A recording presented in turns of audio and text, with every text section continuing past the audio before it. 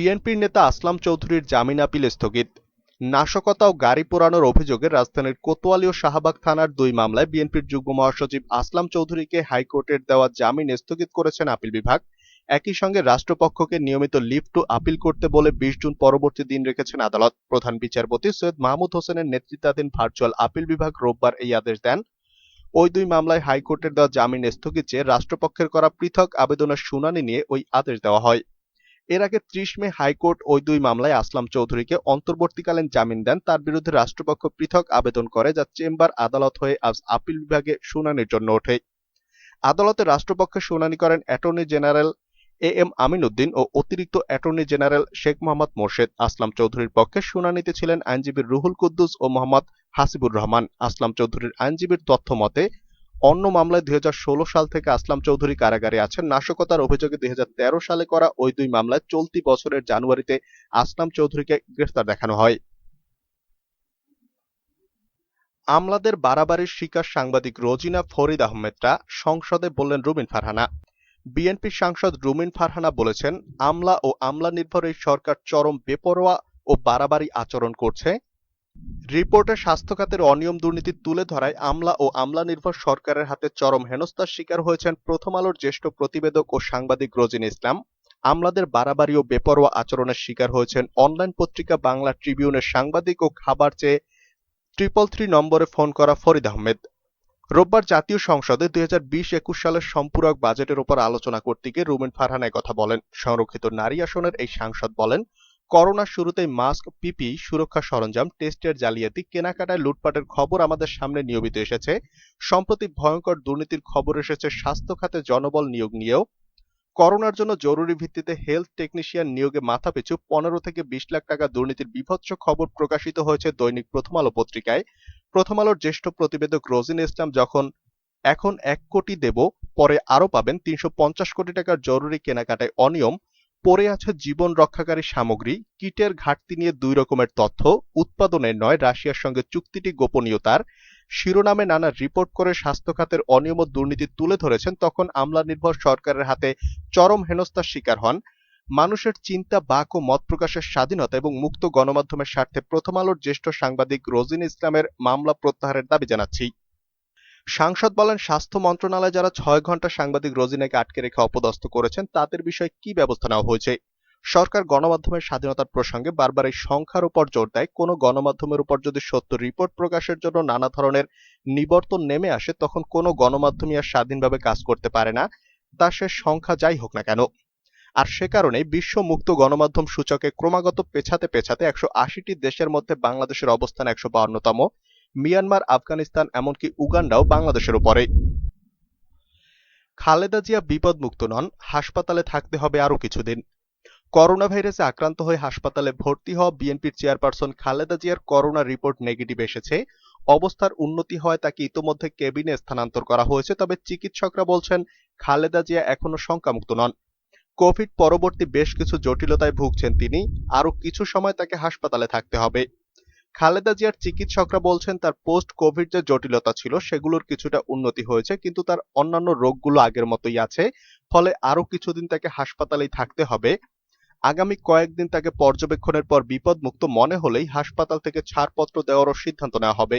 খালেদা জিয়ার চিকিৎসক ও বিএনপির vice chairman doctor Zahid Hossain এ বিষয়ে বলেন, গত এক সপ্তাহে ম্যাডামের শারীরিক অবস্থার কিছুটা উন্নতি হওয়ায় তাকে করোনারি কেয়ার ইউনিট থেকে কেবিনে স্থানান্তর করা হয়। এখন তিনি কেবিনেই আছেন, সেখানে তার চিকিৎসা চলছে। নাম প্রকাশে অনিচ্ছুক মেডিকেল বোর্ডের একজন সদস্য বলেন, খালেদা জিয়ার পোস্ট কোভিড জটিলতার কিছুটার উন্নতি হয়েছে, এটাকে বড় ধরনের উন্নতি বলার সুযোগ নেই, তাই তাকে এখনই বিপদমুক্ত বলা যাচ্ছে না। ফলে আমরা তাকে আরো কিছুদিন পর্যবেক্ষণ করে হাসপাতাল থেকে ছাড়পত্র দেওয়ার সিদ্ধান্ত নেব। খালেদা জিয়া এখনো তরল জাতীয় খাবার খাচ্ছেন জানিয়ে ওই চিকিৎসক আরো বলেন, তিনি এমনিতে কম খাবার খান। হাসপাতালে ভর্তি হওয়ার পর বাইরে থেকে অর্থাৎ তার আত্মীয় স্বজনরাই চিকিৎসকদের পরামর্শ অনুযায়ী খাবার নিয়ে আসেন, খালেদা জিয়া সেগুলো খান। হাসপাতাল কর্তৃপক্ষের অনুরোধে খালেদা জিয়ার পরিবারের সদস্যদের বাইরে দলের মহাসচিব মির্জা ফখরুল ইসলাম আলমগীর, তার একান্ত সচিব আব্দুস সত্তার ছাড়া অন্য কেউ তাকে দেখতে হাসপাতালে যান না। ১৪ এপ্রিল করোনা শনাক্ত হয় খালেদা জিয়ার। ২৭ এপ্রিল থেকে রাজধানীর এভারকেয়ার হাসপাতালে চিকিৎসাধীন আছেন তিনি। করোনার কারণে তার শ্বাসকষ্ট দেখা দিলে তাকে ৩ মে সিসিইউতে স্থানান্তর করা হয়। পরবর্তীতে গত ৩ মে তাকে সিসিইউ থেকে কেবিনে স্থানান্তর করা হয়। মা ছেলেকে গাছে বেঁধে নির্যাতনের পর তাদের নামেই মামলা। নোয়াখালীর কোম্পানীগঞ্জ উপজেলায় গাছে বেঁধে নির্যাতন করা সেই মা ছেলে সহ পরিবারের লোকজনের বিরুদ্ধে অভিযুক্তরা আদালতে মামলা দিয়েছে। রোববার দুপুরে নির্যাতিত মা বিবি খাদিজা এ অভিযোগ করেন। বিবি খাদিজা জানান, ওই ঘটনার সহযোগী এলাকার রাজনৈতিক প্রভাবশালী মোহাম্মদ জাহাঙ্গীর গ্রেফতার হওয়ার পর জামিনে এসে গত ৫ মে নোয়াখালীর চিফ জুডিশিয়াল ৩ নম্বর আমলি আদালতে তাদেরকে হয়রানির উদ্দেশ্যে একটি মামলা করেন। এতে আমরা মা ছেলে সহ পরিবারের ৫ জনকে আসামি করা হয়। ওই মামলাটি কোম্পানীগঞ্জ থানার ওসি এফআইআর হিসাবে রুজু করার নির্দেশ দেন আদালত। কোম্পানীগঞ্জ থানা গত ১০ মে মামলাটি রেকর্ড করে। ভুক্তভোগী বিবি খাদিজা বলেন, আমরা গরিব মানুষ, আমাদেরকে গাছে বেঁধে অমানসিক নির্যাতন করে জামিনে আসার পর অভিযুক্তরা এখন আবার আদালতে মামলা দিয়ে আমাদেরকে হয়রানি করছে। আমরা খেতে পাই না, মামলার খরচ জোগাড় করব কোত্থেকে? এ ঘটনার সরজমিনে তদন্তপূর্বক ন্যায় বিচার দাবি করেন তিনি। বিএনপির সহযোগী সংগঠনগুলো কতটুকু আন্দোলন করছে, প্রশ্ন নজরুল ইসলাম খানের। বিএনপির আন্দোলন সংগ্রাম করা নিয়ে সহযোগী সংগঠনের নেতাকর্মীদের বিভিন্ন বক্তব্যের জবাবে পাল্টা প্রশ্ন রেখে বিএনপির স্থায়ী কমিটির সদস্য নজরুল ইসলাম খান বলেছেন, সহযোগীরা আন্দোলন সংগ্রামের কথা বলছেন, এই সংগঠনগুলো কি করেছে? আপনারা কি পরিমাণ আন্দোলন মিছিল করেছেন? নিজ এলাকায় খালেদা জিয়ার মুক্তির জন্য জিয়াউর রহমান প্রসঙ্গে বা তারেক রহমানের দেশে ফিরিয়ে আনতে আপনারা কি পরিমাণ আন্দোলন মিছিল করেছেন? কাউকে তো মানা করা হয়নি। উপদেশ দেয়া বাদ দিয়ে গণতান্ত্রিক আন্দোলনের জন্য সবাইকে ঐক্যবদ্ধ হতে হবে। গণতান্ত্রিক আন্দোলনের পথ রুদ্ধ করা হলে গণবিপ্লব হয়, তবে বিএনপি গণতান্ত্রিক দল হিসাবে গণতান্ত্রিক আন্দোলনে এগোবে। রোববার জাতীয় প্রেস ক্লাবের আব্দুস সালাম হলে বাংলাদেশ জাতীয়তাবাদী শ্রমিক দল আয়োজিত বিএনপির প্রতিষ্ঠাতা ও সাবেক রাষ্ট্রপতি জিয়াউর রহমানের ৪০তম মৃত্যুবার্ষিকী উপলক্ষে এক আলোচনা সভায় তিনি এসব প্রশ্ন তোলেন। নজরুল ইসলাম খান বলেন, বিভিন্ন মহলে জিয়াউর রহমানকে ছোট করা হচ্ছে জানিয়ে বিএনপির এই নেতা বলেন, নিজেরা বড় না হয়ে যিনি বড় তাকে ছোট করা হচ্ছে। জিয়াউর রহমানের পাশে বসতে পেরে খেতাবেই সম্মানিত হয়েছে। তিনি নিজ বীরত্বের জন্য খেতাব অর্জন করেছেন, তা বাতিল করতে পারে না। খালেদা জিয়াকে বিনা দোষে বন্দী রাখা হয়েছে, চিকিৎসার জন্য বাইরে যেতে দিচ্ছে না, এটা অমানবিকতা। আওয়ামী লীগের সাধারণ সম্পাদক ওবায়দুল কাদের বলেছেন, বিএনপি গণতন্ত্র হত্যাকারী দল। এই বক্তব্যের সমালোচনা করে বিএনপির স্থায়ী কমিটির সদস্য বলেন, গণতন্ত্র হত্যা করা হয় সংবিধান বাতিল করে, সামরিক শাসন জারি করলে বা সব দল বাতিল করে একদলীয় শাসন কায়েম করলে। আওয়ামী লীগই একদলীয় শাসন কায়েম করে গণতন্ত্র হত্যা করে। বিএনপি কোনোদিন একদলীয় শাসন, বাকশাল বা জরুরি অবস্থা ঘোষণা করেনি। আলোচনা সভায় আরো উপস্থিত ছিলেন বিএনপির যুগ্ম মহাসচিব মুজিবুর রহমান সরোয়ার, মোয়াজ্জেম হোসেন আলাল, শ্রমিক দলের সভাপতি সালাউদ্দিন সরকার প্রমুখ। চীন ও যুক্তরাষ্ট্র থেকে শিগগিরই টিকা আসছে জানালেন পররাষ্ট্রমন্ত্রী এ কে আব্দুল মোমেন।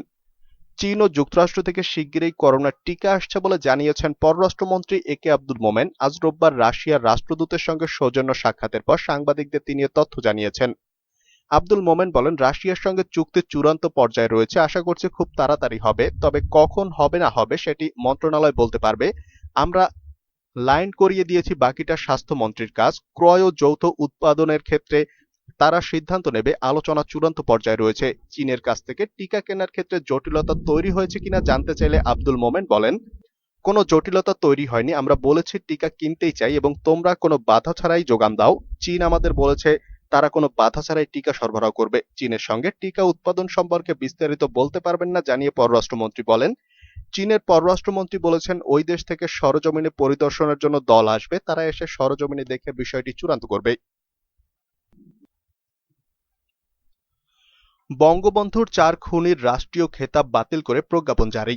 বঙ্গবন্ধুর ৪ খুনির রাষ্ট্রীয় খেতাব ও পদক বাতিল করে প্রজ্ঞাপন জারি করেছে সরকার। রোববার মুক্তিযুদ্ধ বিষয়ক মন্ত্রণালয় এ সংক্রান্ত প্রজ্ঞাপন জারি করেছে। যে ৪ জন খেতাব ও পদক বাতিল হয়েছে তারা হলেন শরীফুল হক ডালিম, নূর চৌধুরী, রাশেদ চৌধুরী ও মোসলেউদ্দিন। বঙ্গবন্ধুর ৪ খুনির রাষ্ট্রীয় খেতাব ও পদক বাতিল করে প্রজ্ঞাপন জারি করেছে সরকার। রোববার মুক্তিযুদ্ধ বিষয়ক মন্ত্রণালয় এ সংক্রান্ত প্রজ্ঞাপন জারি করেছে। এর আগে বুধবার মুক্তিযুদ্ধ বিষয়ক মন্ত্রী বলেন, বঙ্গবন্ধুর ৪ খুনির রাষ্ট্রীয় খেতাব ও পদক বাতিলের সিদ্ধান্ত চূড়ান্ত হয়েছে, এ বিষয়ে গেজেট প্রকাশ করলে আপনারা পাবেন। এর আগে কোনো মন্তব্য করতে চাই না। এর আগে গত ৯ ফেব্রুয়ারি জাতীয় মুক্তিযোদ্ধা কাউন্সিলের ৭২তম সভায় বিএনপির প্রতিষ্ঠাতা জিয়াউর রহমান ও বঙ্গবন্ধু শেখ মুজিবুর রহমানের আত্মস্বীকৃত ৪ খুনির রাষ্ট্রীয় খেতাব বাতিলের সুপারিশ করা হয়।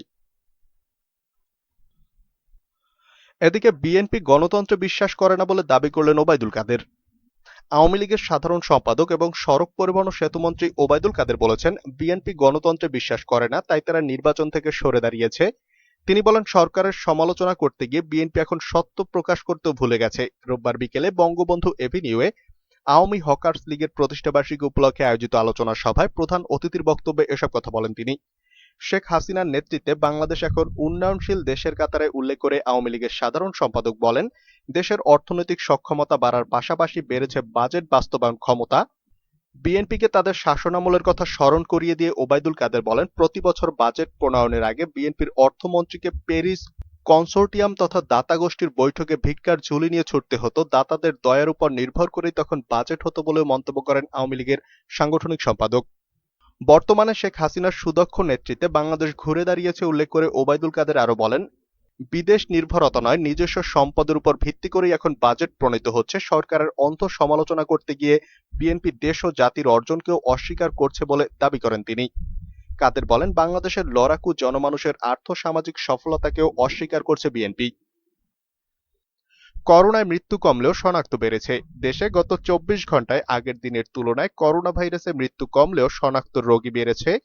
গতকাল শনিবার সকাল 8টা থেকে আজ রোববার সকাল 8টা পর্যন্ত করোনা ভাইরাসের সংক্রমিত 38 জনের মৃত্যু হয়েছে। এই সময় 1676 জনের করোনা সংক্রমণ শনাক্ত হয়েছে। আজ বিকেলে স্বাস্থ্য অধিদপ্তরের সংবাদ বিজ্ঞপ্তিতে এ তথ্য জানানো হয়েছে। গতকাল শনিবারের বুলেটিনে আগের 24 ঘন্টায় করোনা ভাইরাসে সংক্রমিত 43 জনের মৃত্যুর কথা জানানো হয়। করোনা সংক্রমণ শনাক্ত হয়েছিল 1447 জনের। দেশে এ পর্যন্ত মোট করোনা ভাইরাস শনাক্ত রোগীর সংখ্যা দাঁড়িয়েছে 8,10,990 জন। মোট মৃত্যু হয়েছে 12,839 জনের। করোনা থেকে সুস্থ হয়েছেন 7,51,322 জন। গত 24 ঘন্টায় 15,613 জনের নমুনা পরীক্ষা করা হয়েছে। পরীক্ষা বিবেচনায় শনাক্তের হার 10.73%।